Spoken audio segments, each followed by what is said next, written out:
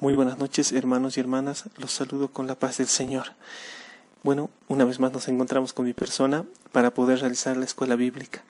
En esta ocasión vamos a llevar el tema la iglesia. Vamos a tratar de comprender y aprender sobre este tema tan hermoso.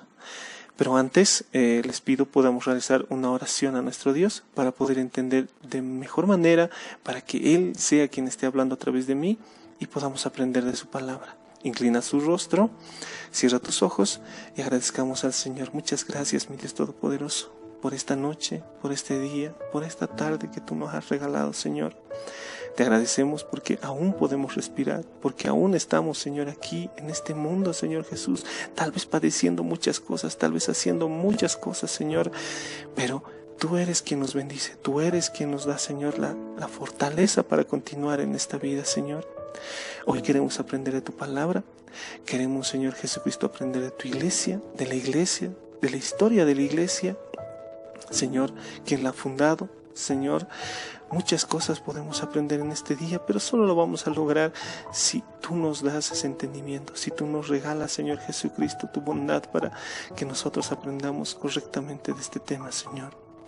Ayúdanos, Dios Todopoderoso, a todos los que están escuchando este video, este audio, Señor, tú nos estés bendiciendo a todos, Señor Jesucristo. Ayuda a todos los hermanos de mi iglesia, aquellos que tal vez no están pudiendo llegar porque tal vez vivimos muy lejos, aquellos, Señor Jesús, que están llegando, bendícelos, Señor. Bendice, Señor Jesucristo, a todos aquellos que están escuchando. Te agradecemos y de esta manera, Dios, quiero empezar esta escuela bíblica en tu nombre, Señor Jesucristo, con tu permiso. Te agradezco. Muchas gracias, mi Dios. En el nombre de Jesús. Amén. Entonces, empezamos con el tema de la iglesia. La palabra iglesia es una traducción de la palabra griega. En griego, la palabra iglesia se pronuncia eklesia, lo que significa asamblea. Entonces, en la Biblia, igual se maneja para describir cualquier asamblea.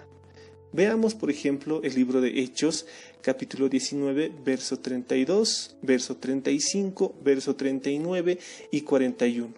Yo lo voy a leer todos esos versos seguidos. Ya, si ustedes quieren, pueden buscar la Biblia, buscarse el libro de Hechos, capítulo 19, verso 32 al 41.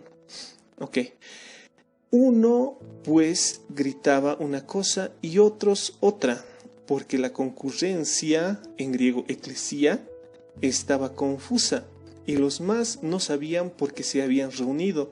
Entonces el escribano, cuando había apaciguado a la multitud, dijo: y si demandáis alguna otra cosa en legítima asamblea, en griego eklesia, se puede decidir. Y habiendo dicho esto, despidió a la asamblea, en griego eklesia.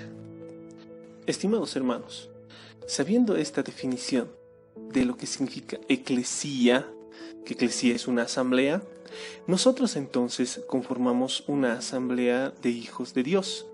Esto es lo que forma la iglesia de Dios, o como la Biblia también lo llama, el cuerpo de Cristo.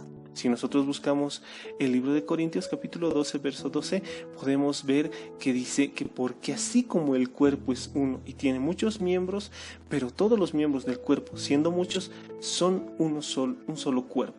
Así también Cristo. Hemos hecho una pequeña introducción sobre nuestro tema de la iglesia. Ahora, empecemos a examinar más profundamente este tema y como primer punto, empecemos preguntándonos, ¿quién es el fundador de la iglesia? Busquemos el libro de Mateo, capítulo 16, versículo 8, que dice: y yo también te digo que tú eres Pedro, y sobre esta roca edificaré mi iglesia, y las puertas del Hades no prevalecerán contra ella. Si nosotros analizamos más profundamente este versículo, nos podríamos preguntar, ¿sobre qué roca edificó Jesús su iglesia? Algunos responderían que Jesús mismo dijo que sobre Pedro. Pero, si podríamos tal vez leerlo con las palabras exactas en griego, diría: tú eres Petros, y sobre esta Petra edificaré mi iglesia. Aclaro, Petros significa un pequeño trozo de roca y Petra significa roca firme o sólida. Entonces son dos cosas muy diferentes.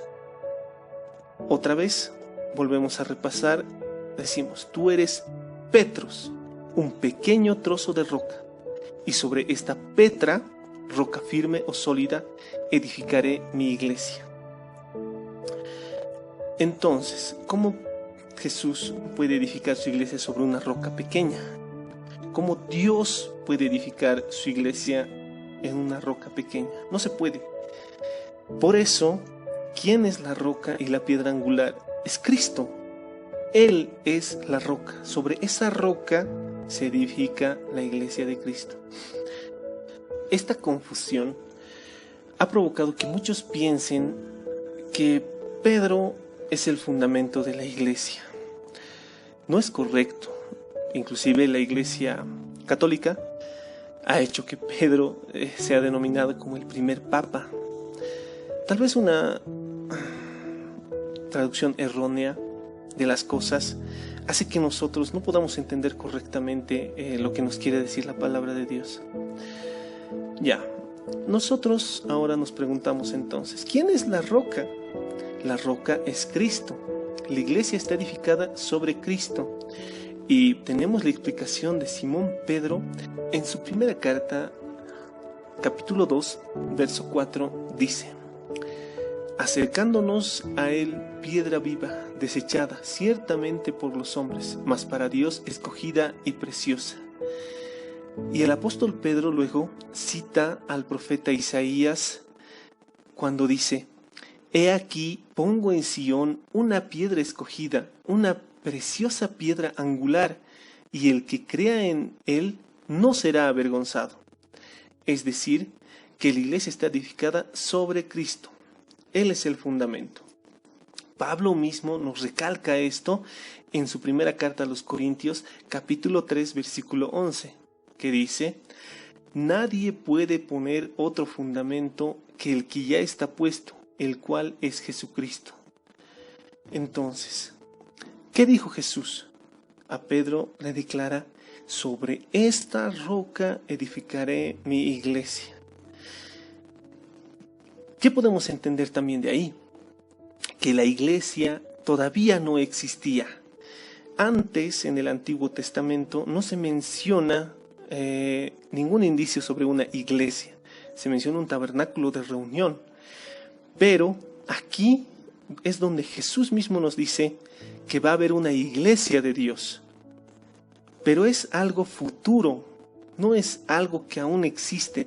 Para esto debe acontecer todavía la muerte y ascensión de Jesucristo, porque Él es la roca.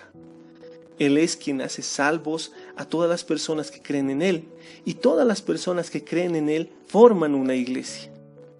Nosotros, siendo parte de la iglesia, somos esa iglesia de Dios. Somos el cuerpo de nuestro Señor Jesucristo. Continuamos con nuestro tema y pasamos al punto 2, que nos preguntamos: ¿por qué debemos asistir a la iglesia?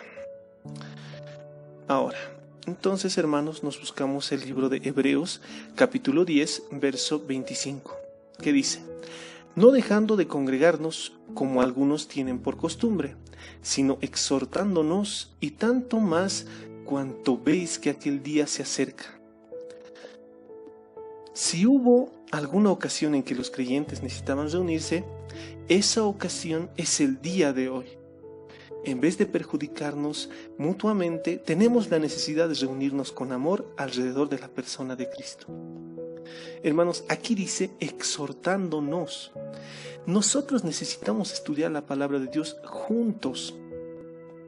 Dios tiene algo para un grupo de personas que Él no dará a ningún individuo en particular. No lo puede dar a una sola persona tal vez algo, pero lo puede dar a un grupo.